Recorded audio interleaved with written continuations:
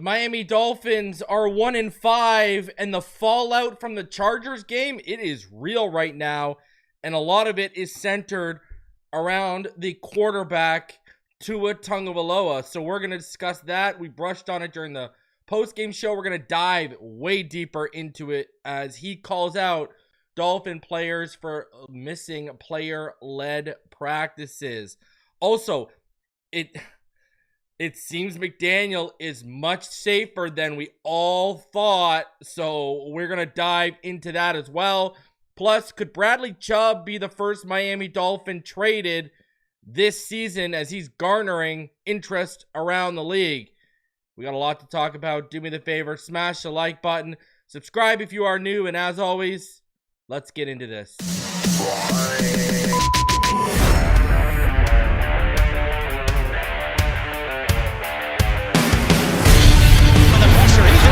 Loses the football. Touchdown! Got it! You have got to be kidding me. Jaelan has a Dolphin touchdown. And he will score! Field down the near side, man open. Touchdown!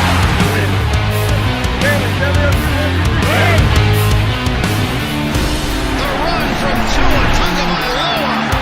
Touchdown! He's going deep. It's going to be a touchdown again.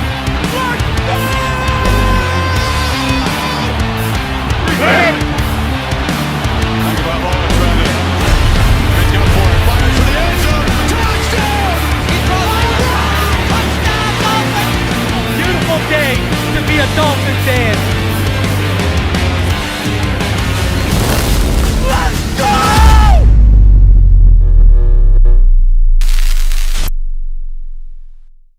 What is good, Fin Nation? What's good? It's your boy Reason. We are back here for another one. Man, we got a lot to dive into today. Usually on these shows, we do, on the shows the day after, we do PFF grades, next gen stats. All that's out the window today. We're just going to cover a whole bunch of topics, and all of that. So I got a lot I want to cover, a lot I want to talk about. Just there is a lot going on right now, in Dolphin land after that loss. All right. So, first things first, about a minute ago, the Titans did fire Brian Callahan. So this is as of about a minute ago. So, I mean, there you go. The Titans making a move off of Brian Callahan. And this is a guy who only a few weeks ago, he went ahead and gave up play calling duties. My God, if only Mike McDaniel or the Dolphins would do one or the other. And that is where we are at right now. Brian Callahan is the first coach to catch the axe this season. All right. So here we go. I'll tell you this much, I'll tell you this much right now. I got to say, happy Thanksgiving to everyone watching in Canada. And I got to tell you right now, there ain't much I'm thankful for as a Dolphin fan. Maybe Devon Achane right now. Maybe Devon Achane's the only one or the only thing I'm grateful right now for as a Dolphin fan. That's about it. That's about where it ends. So, I'm not going to be, let me tell you this much. I'm not going to be saying grace in the name of the Dolphins before dinner tonight. All right. Before I eat my turkey. Let me tell you that much. All right. So that's first things first. And man, what a brutal day. First, I got to watch the Dolphins blow a lead in the final 40 some odd seconds of a game. Then I got to turn around, and after hitting a home run on the first pitch of the game, I got to watch my Jays get absolutely shut out and dominated by the Mariners, and not even by their ace. Man, I tell you, when I went to bed yesterday, I just couldn't wait for the day to end. Let me tell you that much, okay? So, shout out to Josh Miller. He says, I'm thankful for a reason. Oh, man. I appreciate you, dude. Appreciate you. So, we got a lot to talk about. A lot to go over here, okay? We're going to do Jabroni of the week, all that kind of stuff. First things first, Rex Ryan. If you guys didn't have a chance to see Rex Ryan this morning, he basically, he was on Get Up, obviously, and he confirmed that the Dolphins have yet to be in contact with them. So Tony Pauline throwing out Rex Ryan's name would be more like something he's hearing in terms of that could be a guy they're looking at, as opposed to there actually apparently being any real legs behind the situation right now, as Rex Ryan did say that the Dolphins have yet to be in contact with him about such an opportunity. Now, could he be lying to everyone because Mike McDaniel still has a job? I mean, sure, there's a possibility, but Rex Ryan comes off as a pretty straightforward guy, so he kind of shot down the rumors today. He was asked, right? And, he's asked if he's heard from the Dolphins, and he said, quote, hell no. So breathe a little bit, all of you that wanted Rex Ryan nowhere near this team. Take a deep breath, okay? You're probably getting your wish right now. All right? You want to hear some crazy stuff? Shout out to the homie Alf. Tomorrow, I'm scrapping the film idea. Tomorrow, I'm going to do a show. I'm going to try and get a few people. I already got Alf, but we're going to do a show tomorrow. We're going to talk about the situation in Miami right now. So be out on the lookout for that show. This is all courtesy of Alf. Check this one out. All right. The Dolphins are averaging 1 point away from a pace to score 400 points this season. Remember, they only scored 8 in week 1.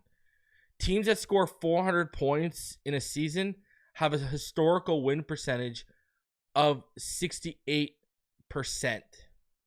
So this Dolphins offense has been good enough to be about 4-2 historically when you look at the numbers. But the defense, based on historical benchmarks, has been bad enough to be 0-6 at this point. Oh my God. Oh, and I mean, you looked at it. When we looked at the team comparisons, it was quite easy to see this week. That's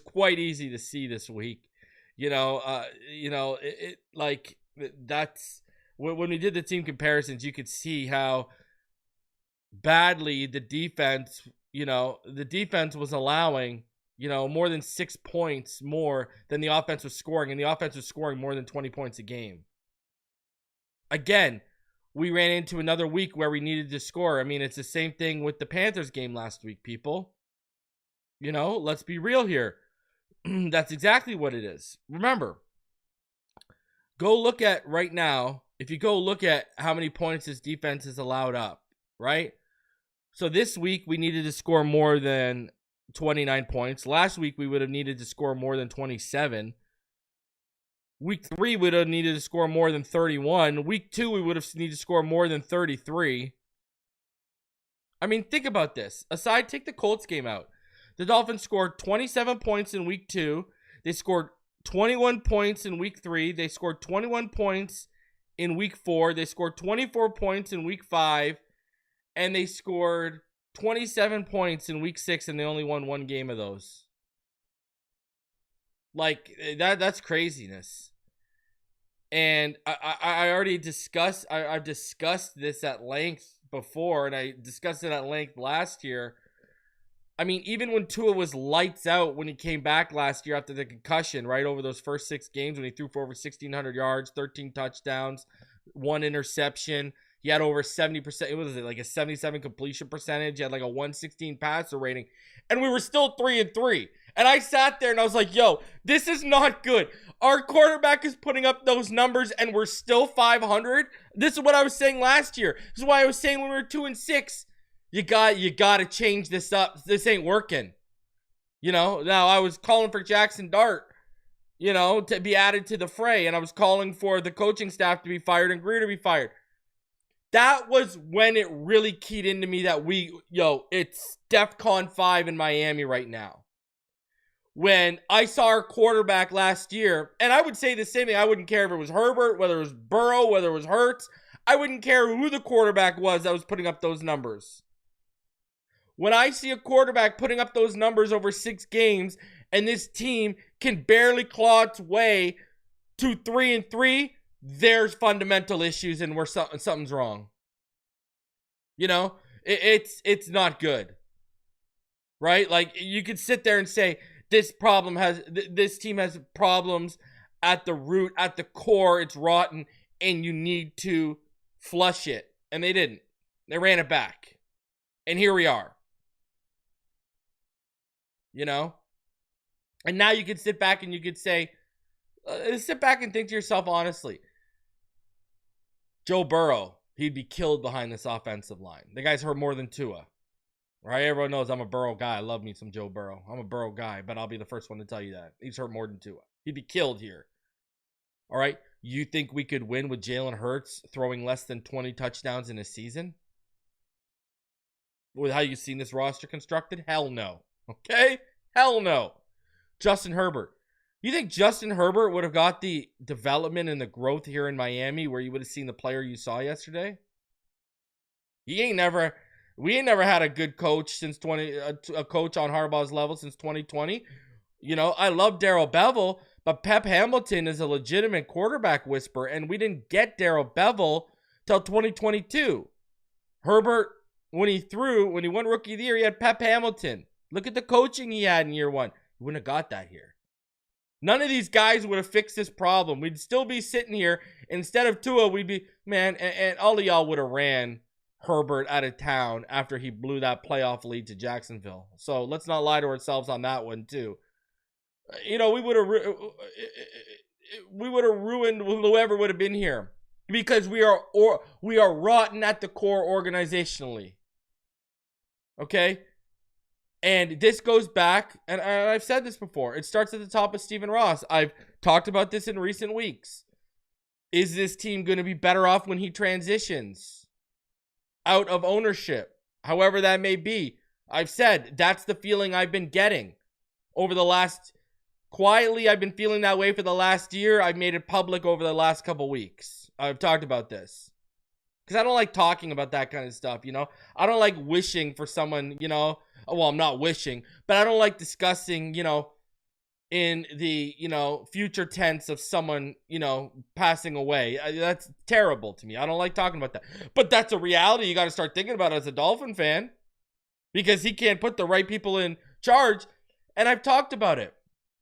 2022, when we fired Flores, I wanted McDaniel or I wanted Harbaugh.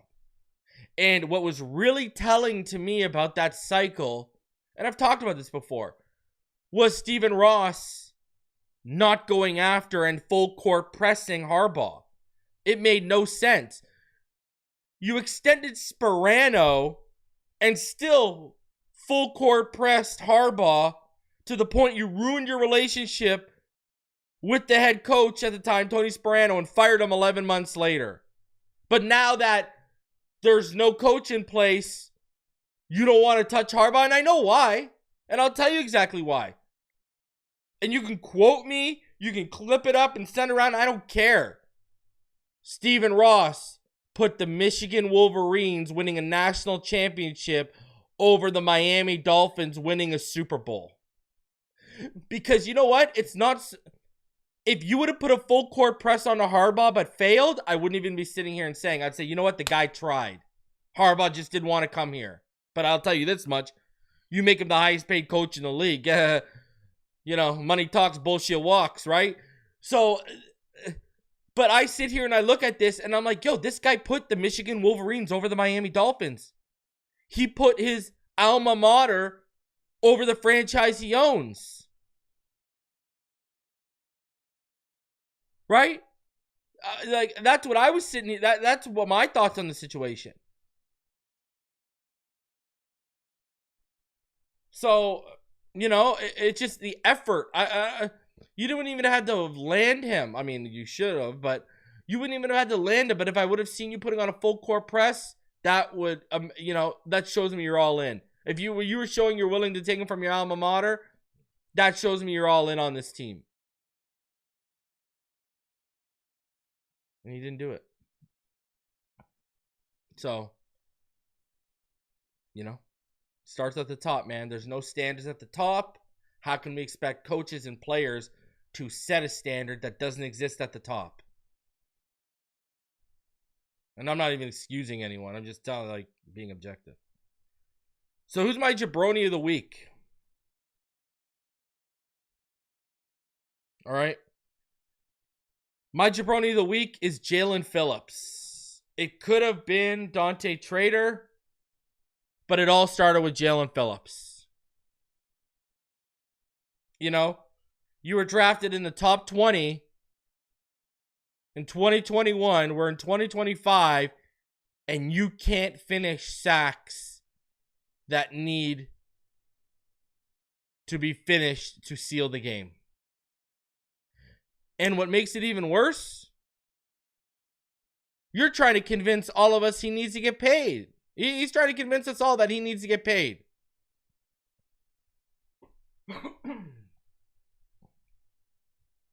Jaelan Phillips, brother. I mean, I could sit here. I could put it on Tua for the 3 interceptions. I could put it on Dante Trader for whiffing on the tackle.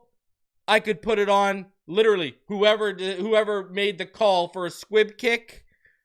I could put on Anthony Weaver because of his defense in the final minute. I could have put on Greg Ackerman because of his special teams allowing that 40-yard return.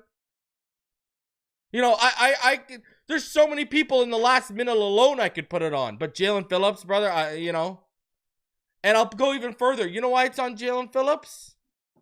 You know why? Because, buddy, you're getting all the snaps. Jaelan Phillips was, in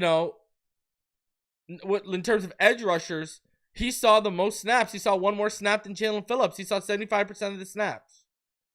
Chop Robinson only had 22 snaps. You're one of the reasons why Chop Robinson isn't out there for 75% of the snaps. And this is what you give me. Oh, by the way, on that same play where Jaelan Phillips whiffed, go watch it. Chop Robinson beats his man, but is clearly held with 2 hands on the back of his jersey and around his neck when he's trying to get through to make the play.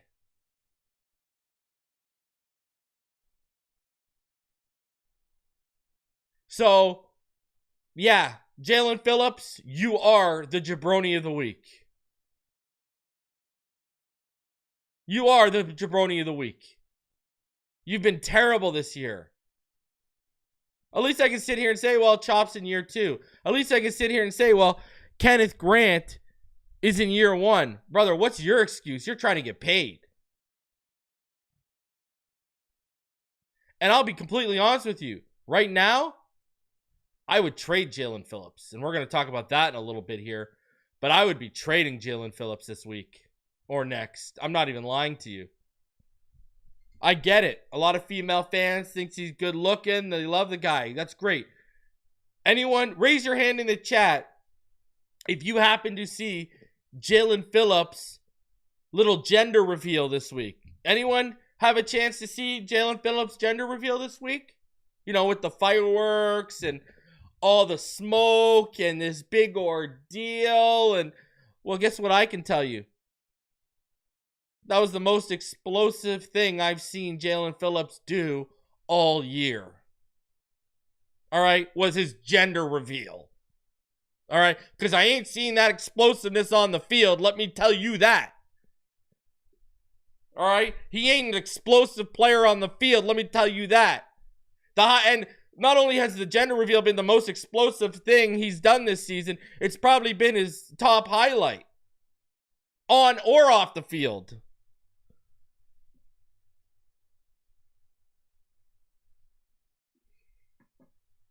All right, we're going to get into it now, though. We were about to get into it now, but before we do, shout out to Sleeper, sponsor of this video. Think you know football, and try to turn your football knowledge into real money with the Sleeper app, the ultimate fantasy sports app that can turn game day into payday. Just download the Sleeper app and pick more or less on your favorite players. With more stats than any other daily fantasy app, just choose 2 or more of your favorite players from pregame or live. Pick more or less from your predicted stats, and you could win up to 1,000 times your money if your picks win. Use promo code PHINSIDE and you'll get up to $100 match on your first deposit. Terms and conditions do apply. See Sleeper's terms of use for details. And right now, with no deposit required, If you sign up for Sleeper, use my promo code Phinside, and you will receive a free $20. Okay? So you don't even need to deposit anything. You can go sign up, get a free $20 entry, and go use it for Monday Night Football tonight. So go make some money because, you know, that might make you happy during football season because the Dolphins sure aren't. All right. Let's get into everything here. So let's talk about Tua Tagovailoa. The internet is ablaze. Everyone is discussing it. And we are going to dive into it right now. We brushed on it during the postgame show, but we were so, you know, infatuated with the loss and everything that happened. So let's discuss this. Now, let me play the clip so you guys can see exactly what we are talking about with Tua Tagovailoa. Okay? So, this is Tua Tagovailoa calling out the players. Yeah. Well, I think it starts with the leadership in helping articulate that for the guys, and then what we're expecting out of the guys, right? We're expecting this. Are we getting that? Are we not getting that? We have guys showing up to player-only meetings late, guys not showing up to player-only meetings. Like, there's a lot that goes into that. Do we have to make this mandatory? Do we not have to make this mandatory? So it's a lot of things of that nature that we got to get cleaned up, and it starts with the little things like that. Now, before I give my thoughts on the situation, I want to play another clip that happened after he said that, because people have seen that clip and said, well, why isn't he taking accountability? Well, the only place we can go is next week. You know, we talk about figuring this out. We talk about getting it together collectively. What are the problems? What are the issues? And are they getting fixed? Are they not getting fixed? Why are they not getting fixed? Or if they're fixed, how are we not allowing it to happen again? Things of that nature. So we got to look at the film again. We got to see where we can go. I contributed to a lot of that as well with the 3 turnovers. There you go. You can't do that and expect to win games. But, you know, we all got to look at ourselves, not pointing fingers. We got to look at ourselves individually first about what I could have done to help our team win that game. And then we can come together and we can talk about, all right, we need this group to do this better or whatever. But that's why I say it's frustrating. Yeah, and he's right on that fact. A lot of people contributed. Like, we talk about Jaelan Phillips. We talk about the decision on the squib kick. We could talk about the decision to send your backup kicker out there to kick a 57-yard field goal. You know, we could talk about that field goal being missed. We could talk about Malik Washington not staying in bounds and running out of bounds, so the Chargers have their final timeout. You know, like, there's so many. We could talk about the Larry Borum illegal hands to the face when we got to the Chargers 9. That pushed us back to the Chargers 27, and we ended up settling for a field goal instead of scoring 7, so we left points on the board. I mean, there's so many things we can talk about here in regards to what contributed and who contributed, etc., etc., etc. Now, let's talk about this. I really only fault Tua for the one interception. The Waddle interception was not on him. Waddle's got to make that catch. You got to start using your hands more, not your body, because every time you do, it pretty much costs you. And let's be honest, we all loved the bobbling, sliding catch, but Waddle made it a lot harder on him than he should have. So, you know, the throw to Achane was a bad decision and a bad throw. It was tight coverage. The throw was behind. You can't make that throw. You know, and you felt like you were forcing it to Achane. So, I don't like that decision. I don't like that throw. That's all Tua. The third interception, I've seen people talk about it. With 5 seconds left, what did we expect? They were going to win? Did we expect they were going to do a Hail Mary or a Miami Miracle was going to happen? That's like saying you blame a quarterback for a Hail Mary bomb at the end of the half just to see if they can get points before the end of the half. That interception with 5 seconds means zilch, nada, nothing in terms of the outcome of the game and impacting the outcomes. Now, yes, he should have probably kept that behind closed doors, 110%. I get all that. That point is legitimate. But on the flip side, and this is where we got to have a discussion here, on the flip side, is Tua Tagovailoa the only one? Is Tua Tagovailoa the only one looking for accountability right now?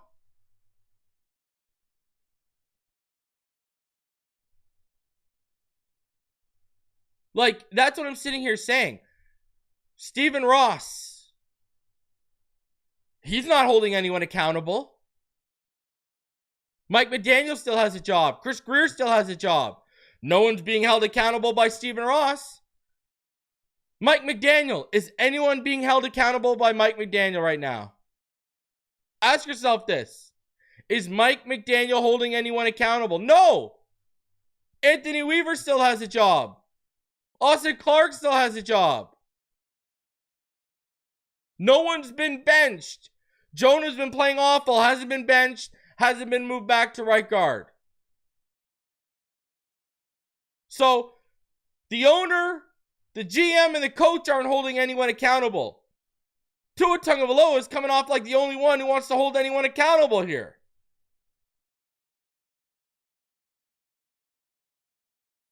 That's how I see this situation. Yes, he should have kept it behind closed doors.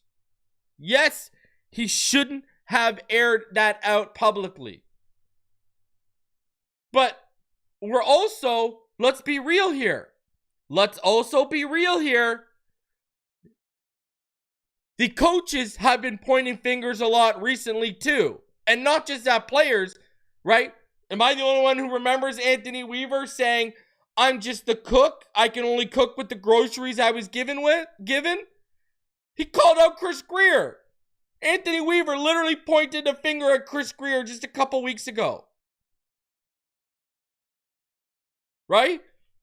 We've had Mike McDaniel call out player-specific execution over the last couple weeks. Right? You've had them basically come off and point fingers at players being like it's more on them than it is on us. That's what I'm saying. I don't know why anyone's shocked because this has turned into kind of a finger-pointing culture. Why is anyone shocked here?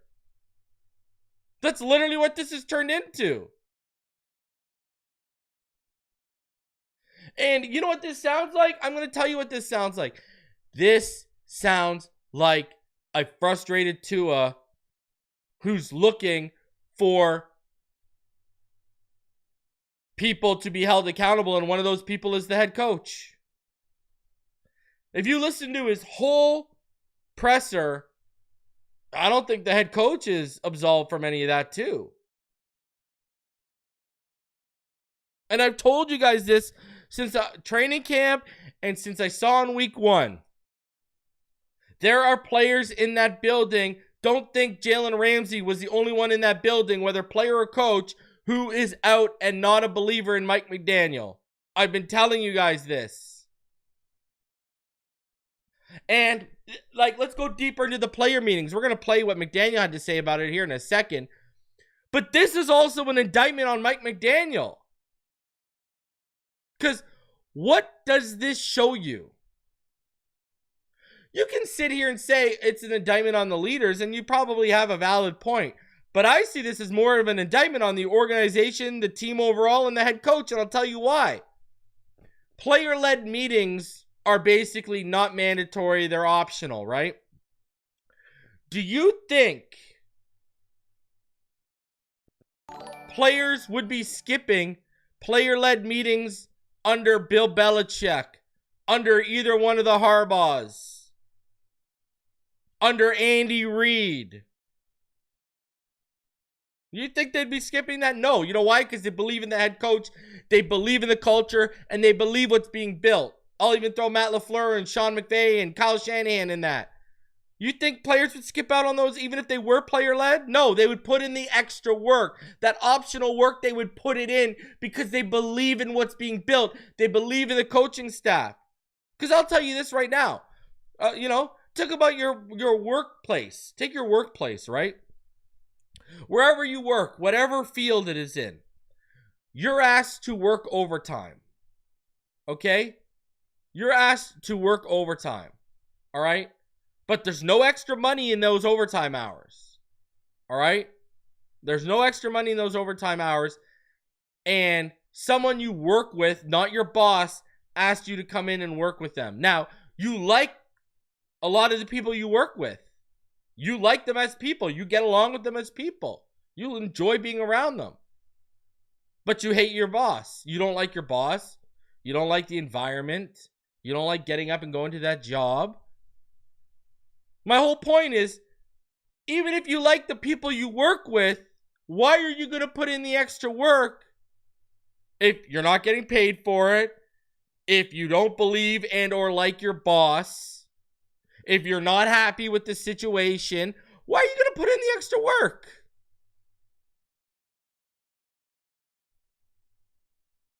Right?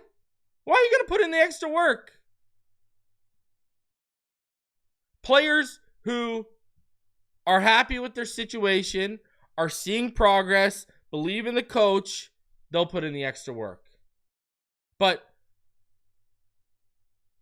this is how, this is where we're at right now. We're seeing it all over again. Poor tackling. Players are going into business for themselves. Players are going into business for themselves already. That's how I view this. Players are going to business for themselves. They're out on the head coach. They're out on the culture. And they're out on the belief that this team can do anything. You'd have to be naive to think Jalen Ramsey was the only one in the building who thought and felt the way he did. And again, I go back to his comments. Is he the only one holding people accountable and screaming for accountability because no one else is? Now, this is what McDaniel had to say about Tua's comments because he was asked about them. So, yeah, I didn't. Player-led meetings are extra things outside of what I demand. We've been very accountable. To me, it sounds like there was something on his mind with regard to the specific meetings with a couple individuals that he was trying to get corrected by being with direct communication. So, I think that's the only way to lead. As far as where we've been at as a program, I think we've opened the air on all of that, and it's very clear what our how we hold people accountable, and where my what's non-negotiable with all those things. So clearly he's sending a message, but from my standpoint, everything that I've asked of the guys, they have delivered on, and so I'm sure whomever he's talking to, they'll deliver as well, as he's a direct communicator with his teammates. Okay, first things first. A lot of these player-led meetings aren't like Tua just calling everyone in. The captains get together. So this would be an indictment on the whole captain group. That's number one. Also, some of these player-led meetings have been positional player-led meetings. Okay? Now, don't put those two things aside. What did we also learn this past week and a half?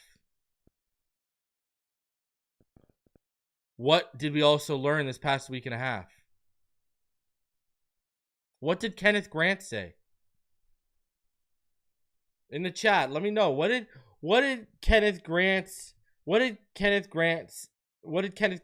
this week? Was it last week? Right? If you remember, and I'll tell you what he said. All right? McDaniel was even asked about it. If you remember, all right, Kenneth Grant said I'll give you the exact quote right now. Right now, this is what, from Thursday. Right now, we'll take more time. Well, we take more time out of the day to meet, player-led meetings, Grant said. So he said that people are going to it. This is what Grant said last week. Some of the player-led meetings, the coaches are in now. So what did they tell us on Thursday? Kenneth Grant told us that coaches are sitting in on the player-led meetings. Did we all forget this? Did we all forget this? That the coaches have been sitting in on these meetings too? So that means people are skipping it or showing up late knowing the coaches are sitting in and they don't care. Mike McDaniel was then asked about it. Right? He said that was by player request.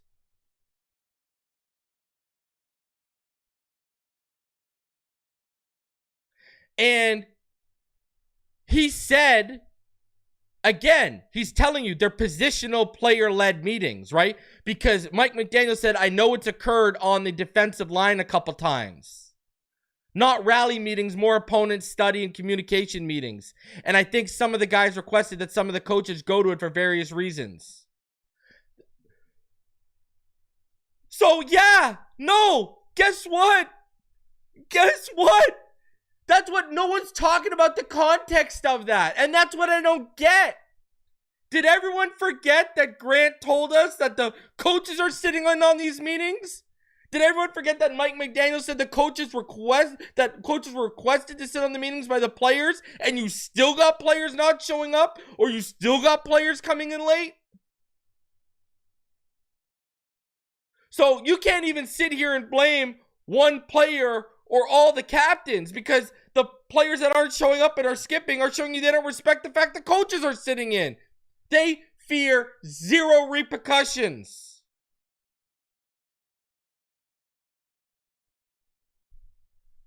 So that is what that's telling you.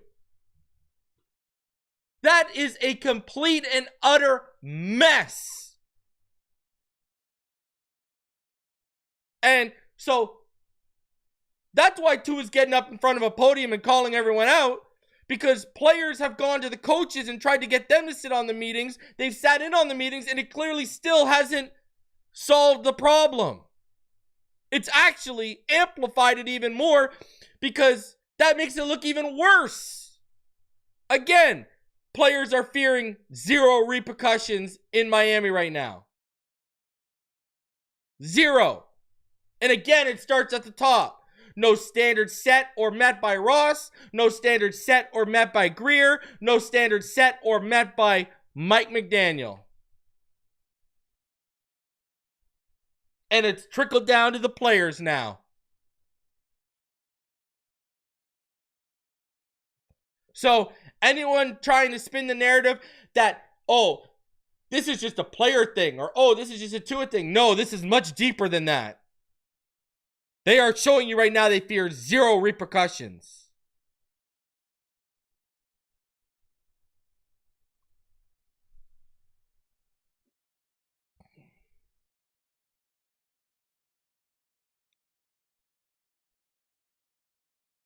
So, I don't know.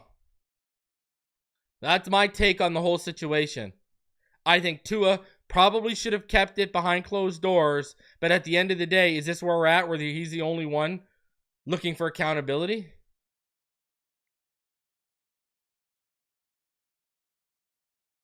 I don't know. And that's why I'm listening to the media react to this, and I'm taking it with such a grain of salt, because the rest of them don't realize this.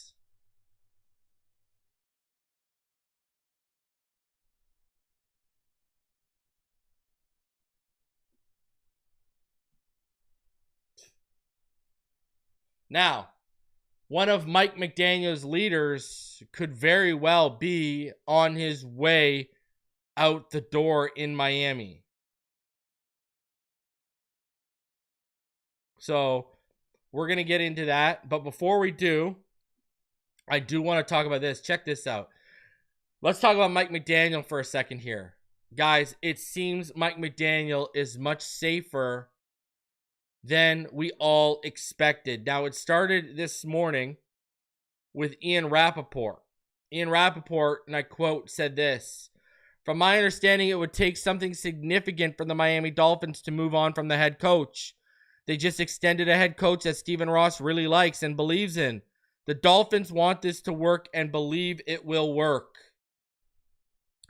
Adam Schefter then proceeds to go on Pat McAfee. Listen to what Adam Schefter said on Pat McAfee. That now, talking about Cincinnati and Cleveland, there's a lot of situations brewing. Go ahead, Toe. Yeah, Shefty, just kind of want to get a temperature gauge on the hot seat of some of these coaches. No one in particular, Stefanski, McDaniel, Callahan, Aaron Glenn. Is anyone's seat hotter than the others or getting real hot? Week 6 NFL season starting to get there. Firings are in the air, not so much in the NFL, but they're starting, the firing bug is starting to catch some guys. Oh, yeah. I don't see, it doesn't mean I'm right, but I don't see a coaching move being made anytime soon. Of course, there are going to be coaches who lose their jobs. It happens every year. And it's become sport within the sport of the National Football League to see it happen. But I don't think, and for all I know, we're going to hang up here and someone's going to get fired. But I don't see a head coach losing his job. I don't see, Brian Callahan obviously has come under intense criticism. I don't see that happening soon. Mike McDaniel's come under intense criticism. I don't see that happening soon. The Jets just hired Aaron Glenn. Nothing's happening there. Like, who else are we firing here? What other head coach do we want fired? So there you go. Right? Like, there you go.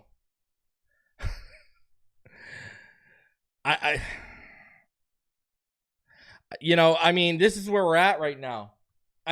Now you've got Rappaport. Now, he did say he added Callahan to that list, and Callahan got fired at the beginning of the show. So he ended up being wrong on that. So, we can hold our hat on that and hope he's wrong. But if Ian Rappaport, remember, Ian Rappaport said, from my understanding, it would take something significant for the Miami Dolphins to move on from their head coach. Now you got Schefter saying he doesn't think he's going to be released as well. Or fired as well. Well, Stephen A. Smith, he's called out here. He's saying, Mike McDaniel needs to be gone as the head coach of this franchise. He's not a leader of men. They're sinking. They're drowning.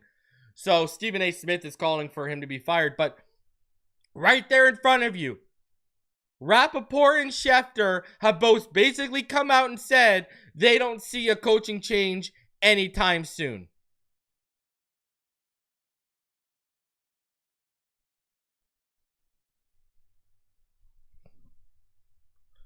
Listen, we were wrong about Fangio on his exit. You know why we had this player problem with Fangio, but he was getting results.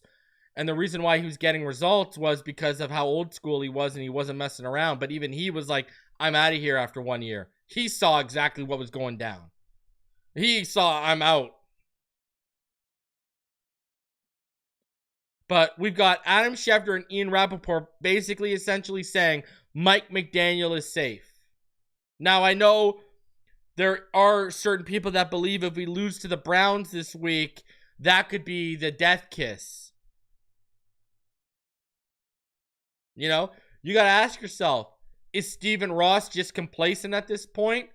Does he not want to go? Because we talk all the time about his age. Does he not want to go through another 3 or 5 year rebuild? And he's just going to ride it out? Is that where we're at? Because if that's where we're at, then he's checked out and Ross needs to go. You need to hand off the ownership to your daughter or whoever it is, and you need to get the F out of Dodge. But we've heard this theme consistent through the losses this year about Ross is going to be patient. Ross really likes Mike McDaniel. Blah, blah, blah, blah, blah. And is this, that every time, I feel like it's been mentioned a bunch of times in this conversation over the last 4 or 5 weeks, that his contract, he signed an extension. Are we just afraid to admit you made the wrong move?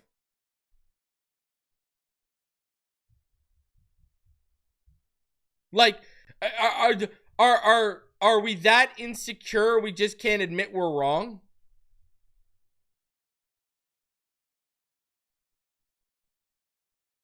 Is that where we're at right now? Because seems like there's a lot of ego. I'm looking at Frank Smith and everyone, and you know how I feel about the Jonas Savaianaya thing. I think it's all BS, them coming out here and saying, well, it's long-term on the left side. Well, you got no long-term option on the right side, brother. What are you talking about? James Daniels' contract after this year has got to be renegotiated because he got no guaranteed money. Austin Jackson hurt more than Tua. You got no options on the right side. I mean, long-term thinking, right side would have been like, let's get an anchor on the left side with Paul, and let's at least figure out one long-term piece on the right side with Jonah. But again, they won't admit they're wrong, and they overthought the situation.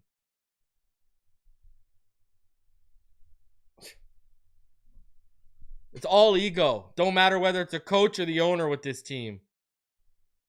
Even the GM not wanting to admit that he whiffed on picks and instead bringing guys back.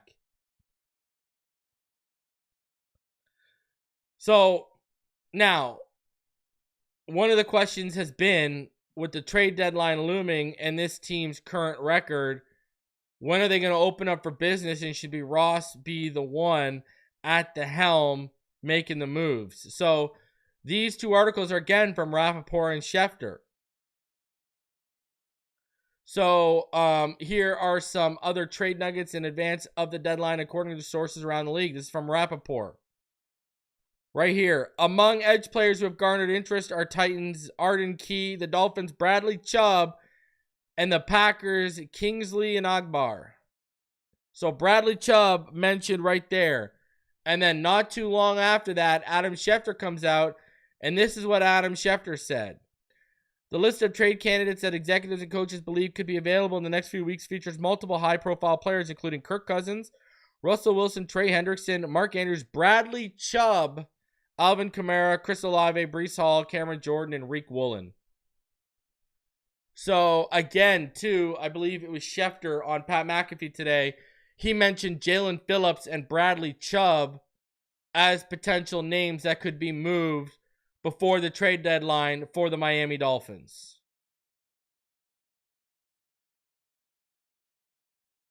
So, it seems like a shakeup is coming, and we are about to start offloading people here. And you got to ask the question, do you want Chris Grier making those decisions? Do you want Chris Grier being the one to set up the next regime? Or is Grier making the decisions anyway because him and McDaniel aren't going anywhere?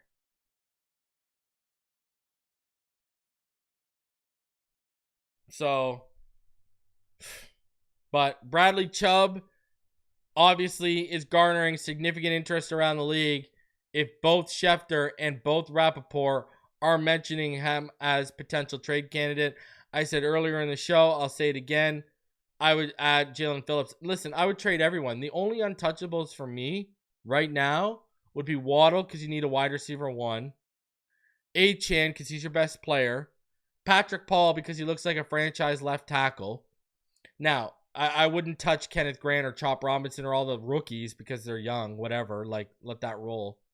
You know, so, but like, hey, if Rasul Douglas has built a market because he's been one of our best players, trade him. If Darren Waller has built a market because of how he's been playing since he came back, trade him. Get the assets.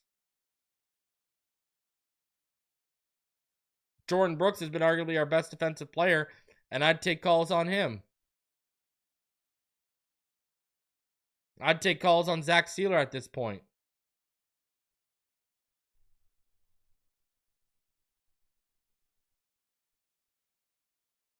So, you know, smash the like button. Subscribe if you are new.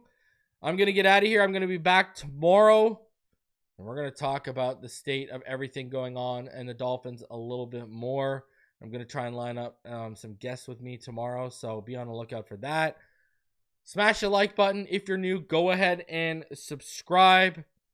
Hey, man, don't worry. In the end of the day, we got each other to get each other through this, all right? Fins up all day, every day. We'll see y'all in the next one. And happy Thanksgiving again to all of you that celebrate today in Canada.